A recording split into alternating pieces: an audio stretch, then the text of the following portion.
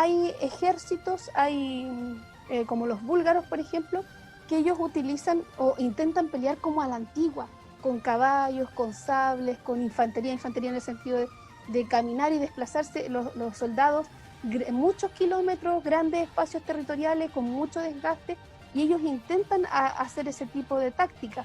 Acuérdense que la guerra siempre, los conflictos, los que están mandando el conflicto tratan de buscar estrategia para poder avanzar.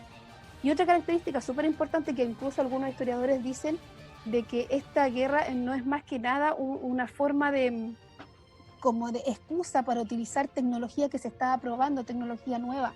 Sobre todo los alemanes que hacen esta tecnología, una especie como no tengo las palabras precisas, como una especie como de mortero gigantesco que lanza unos tremendos proyectiles.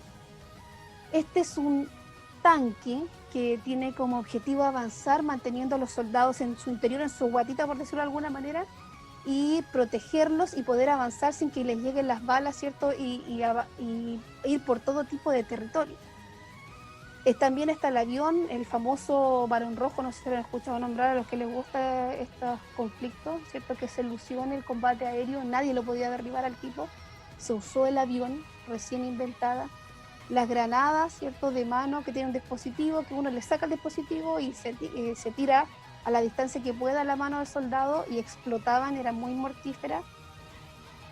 El uso de gases, esto es súper, por decirlo, impresionante porque se usa gas a base de cloro y de otros químicos, el famoso gas mostaza, que se llamaba así por el color que dejaba al momento de tirarlo, y se intentan hacer máscaras para proteger a los soldados, pero dentro de las cosas terribles es la desfiguración que recibieron de sus rostros, de sus manos y de su cuerpo quemados, y la muerte inmediata de algunos por el uso de estos químicos. De ahí se ven tapados. Esta arma que ven ahí es una metralleta que obviamente va a disparar por segundo, exactamente no sé, no soy muy habilidosa en el tema del armamento, pero dispara muchas balas y ya no se tiene que recargar un arma como una escopeta. El alambre púa, que se ocupa sobre todo en la fase de las trincheras, que es para que los soldados quedaran atrapados en una verdadera trampa humana para que no pudieran avanzar, sobre todo en la noche, se colocaban, se armaban muy rápido y se establecían y se dejaron en algunos momentos fijas por mucho tiempo, y la idea era que el soldado quedara atrapado ahí enredado y no pudiera avanzar y tampoco poder entrar a la trinchera. Aquí están las famosas trincheras, que eran verdaderos hoyos que se hicieron en la tierra. Si ustedes tienen la posibilidad de ver la película 1914, ahí muestran muy bien, hay una secuencia muy buena de las trincheras.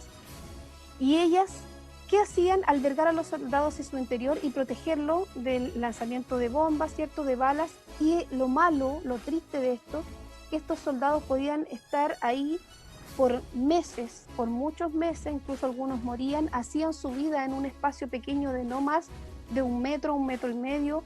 Muchas veces no tenían techo, llovía, sus necesidades, todo tenían que hacerlo ahí. Se contagiaron enfermedades, ¿cierto? Por la cercanía, pestes. Fue bastante trágico. Se utilizó principalmente la frontera de Alemania con Francia, y para los soldados era terrible, quedaron traumados los que pudieron sobrevivir a esta situación de trinchera. Bueno, ahí se ve una persona que cae despedazada, se ve el uso de armamento que está cayendo, ¿cierto? Municiones, la metralleta y el infaltable hombre que va a rescatar, ¿cierto?, a los que están heridos o complicados. Bueno, en el desarrollo del conflicto, en el desarrollo de esta guerra, debido a que no había mano mano de obra, decir de hombre, ingresa la mujer al conflicto, pero no ingresa a la batalla, sino que ingresa a las fábricas donde se producían, donde se fabricaban los pertrechos, las herramientas, la maquinaria, las armas para la guerra. Y entonces esta mujer entra, ¿cierto? Es el primer paso donde la mujer trabaja ya de manera masiva, y ahí están armando casquillos de misiles y la gran mayoría que trabaja son mujeres, y esto provoca un alto impacto porque normalmente tenían que dejar a sus pequeños hijos solos. Ya estaban solas ellas porque los hombres, muchos hombres en Europa, fueron a esta guerra, ¿cierto? Pelearon, y ellas tuvieron que asumir el papel de madres, de cuidadoras de los niños, ¿cierto? Y además el trabajo, porque tenían que sobrevivir, porque no había una economía segura. ¿Ya? Entonces, hay dos hechos que como que provocan un cambio en el conflicto, porque en un momento muchos historiadores dicen que esta guerra se estanca y en 1917 Rusia se retira de la guerra porque tiene una revolución muy parecida a la Revolución Francesa, no sé si recuerdan. El zar, porque era un zar que es como rey, tenía abandonado su pueblo y se le criticó mucho mandar a la gente a la guerra, a los rusos, ¿cierto? A pelear contra el Imperio Austrohúngaro y contra Alemania, y pasando el invierno, el frío, no teniendo buen equipamiento, mucha gente muriendo, más encima el pueblo con mucha hambre, un líder despreocupado. Aparecen figuras que vamos a ver más adelante de Stalin, de Lenin, los mencheviques, y se hace un estallido en Rusia, y eso obliga a salir a los soldados de la guerra, obligan al zar Nicolás a firmar un armisticio, que es en el fondo un tratado de paz para salir de la guerra y desaparecer del conflicto, y él empezar a preocuparse de su pueblo. Y eso provoca un desequilibrio en los bandos. Acuérdense que eran 3 y 3, era la Triple Alianza y la Triple Entente. Entonces, aquí ocurre otra cosa importante, que es la incorporación de Estados Unidos, que es entre el 15 y el 1915 y 1917. Ellos tenían un barco llamado Lusitania, que en el Canal de la Mancha, eso frente a España, es hundido por Alemania, y Estados Unidos, muy ofendido, dice: esto no puede ser, vamos a entrar al conflicto y vamos a apoyar a la Triple Entente, a Francia e Inglaterra. Como se había ido Rusia, ellos toman ese papel y empiezan a entregar armamento, empiezan a traer nuevos soldados, y eso hace como que se desequilibren las fuerzas, y Alemania y Austria-Hungría empiezan a perder a distintas batallas, distintos conflictos. Entonces el fin de la guerra ocurre en 1918 por la incorporación de Estados Unidos, que ellos mandan, como les digo, un ejército fresco, descansado, mucho armamento, comida, pertrechos de guerra y todo para poder apoyar.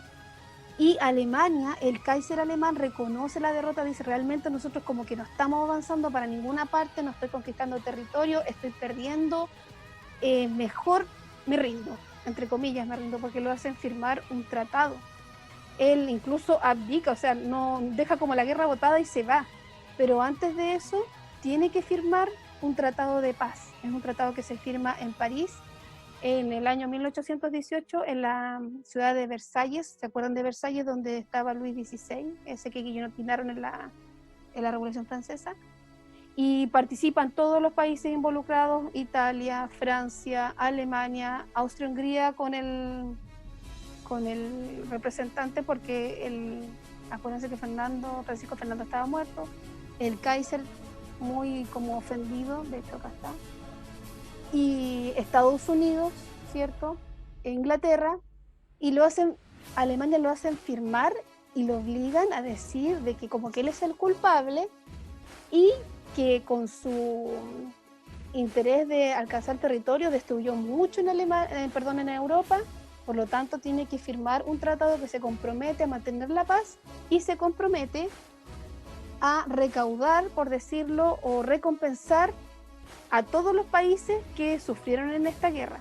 Entonces, esto que les estoy diciendo ahora va a ser antecedente para después lo que es la Segunda Guerra Mundial, porque Alemania se siente muy ofendida con este tratado de Versalles o tratado de París que se conoce. Ya así lo abordan las noticias, ¿cierto? Que el armisticio es en el fondo dejar las armas, ¿cierto? Y todo esto con obviamente lo que significó el desgaste humano. Aquí hay una ciudad completamente en ruinas por la guerra, muchas ciudades en Europa, alemanas, ciudades francesas, ciudades de muchas partes de Europa que quedaron completamente destruidas. Ahí está el tratado de paz firmado, original. Esta fotografía me la conseguí en internet, obviamente. Una revista Life, no sé si la ubican, donde muestran a los soldados celebrando, ¿cierto?, el fin del conflicto, de la guerra. Así es como queda entonces el nuevo mapa de Europa y de parte parte oeste de Asia, ¿cierto? Y los países, en la forma que quedan, aparecen países nuevos, aquí están, que eran parte del Imperio Austrohúngaro, ¿ya? Alemania, que pierde un territorio, una parte de su territorio acá, ¿cierto? Y Francia, tal cual Gran Bretaña, y es otro escenario distinto, ya no hay imperio, ya no está el imperio austrohúngaro, si se dan cuenta, perdón, lo que vimos al principio. Y aquí están las consecuencias, las pérdidas humanas, 7 millones de personas muertas, 8 millones de soldados, viudas, huérfanos, mutilados, enfermos y gente con mucha hambre.